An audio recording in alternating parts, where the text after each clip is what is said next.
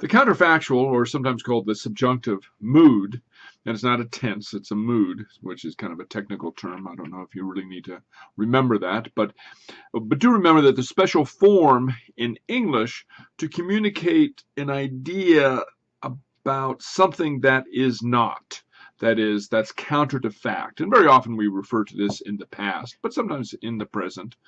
Think of it as the what if verb. So for instance, if I were to say, if I were 7 feet tall, I would play basketball. You see, so that were there, kind of an odd form. I mean, I couldn't say, yesterday I were tired. You see, so it's in a different form. It's in the subjunctive. And I am speculating about if I were tall, that I'm not. I'm more than a foot shorter than that. But if I were, perhaps I would enjoy playing basketball against very tall people. Okay. And we have a quote from Stephen Hawking, the famous physicist Stephen Hawking. We can't predict what it will be when we find it, because if we knew that, we would have found it already. So here we have, again, the counterfactual, if we knew that. You see, he's not saying if we know that.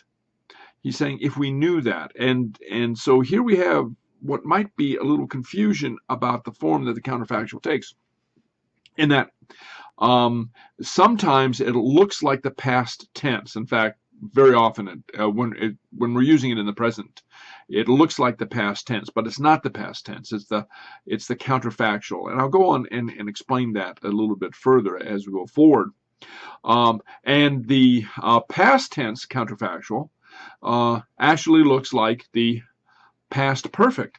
If Kabowski had made that last field goal, we would have won the championship. If he had made. It's not that he had made the field goal by the time I got to the stadium.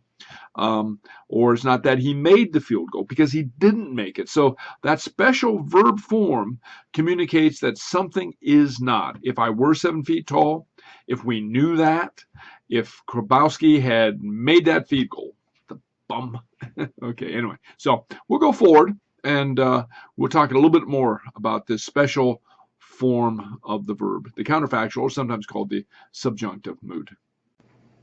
So here we see an example of a comparison between the conditional that's possible and the counterfactual, which is, in a word, it'll never happen. Or actually, that's a few different words. But anyway, so you see the conditional. If I said, if I have the money, I'll buy lunch for everyone. You see, if I have the money. So in that case, the having the money, having enough money to buy lunch for everyone, is a possibility. Let me check my wallet. I forget how much money I have. I've kind of lost track. I haven't looked at my wallet lately. But if I have enough cash, I'll buy lunch for everybody. However, if I said if I had the money, I would buy lunch for everybody. So even in the second case, the would signals that it would be my wish, but it's not really possible. But especially in the if I had the money, that indicates, that signals that I know I don't. It's not a possibility. It'll never happen. Today, I'm not buying lunch for everybody. I can't even buy lunch for myself because I'm flat broke. I'm waiting for payday. Anyway, so that's the counterfactual. It communicates something that is not so, but we're able to speculate about what would happen, for instance, if it were so, if we knew that, if I were 7 feet tall, if I had the money, or if that bum Kabowski had made the touchdown. Anyway, so that's the counterfactual. And I'll go forward just a little bit. This is a very short lecture. And discuss one other small item about the counterfactual, or sometimes called the subjunctive mood. Here I'm going to digress just a little bit. I'm still going to remain on topic about the counterfactual or the subjunctive. But I'm going to tell you a little bit about a debate that raged some time ago in linguistic circles about the counterfactual.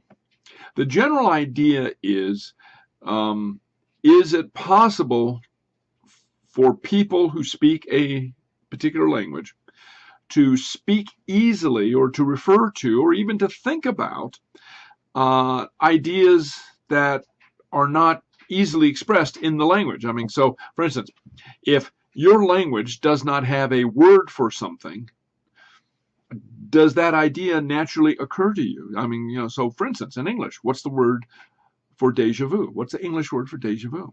Well, we don't have one. So in order to express that idea, we borrowed from the French.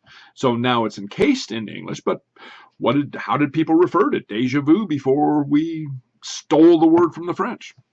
Maybe we didn't, or maybe we explained it in a long paragraph, okay, which is much clumsier and doesn't trip off the tongue and doesn't come to the mind as easily as the word. Well, so with the counterfactual. Now, some languages, most notably, most famously, some Asian languages don't have a form for the counterfactual. So there was a debate some time ago whether people who speak naturally or who speak as a first language, some Asian languages, most notably Chinese, naturally think of or can think in counterfactual mode. And there's one linguist who said that they couldn't, and another linguist said, well, we just do workarounds.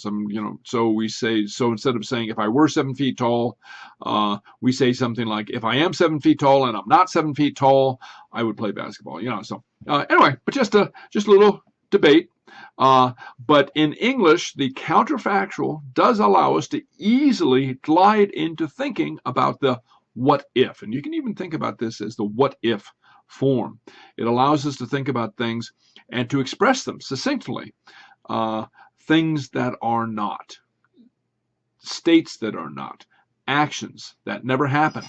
So that's the usage of the counterfactual. Use it with care, and I'll see you next lesson.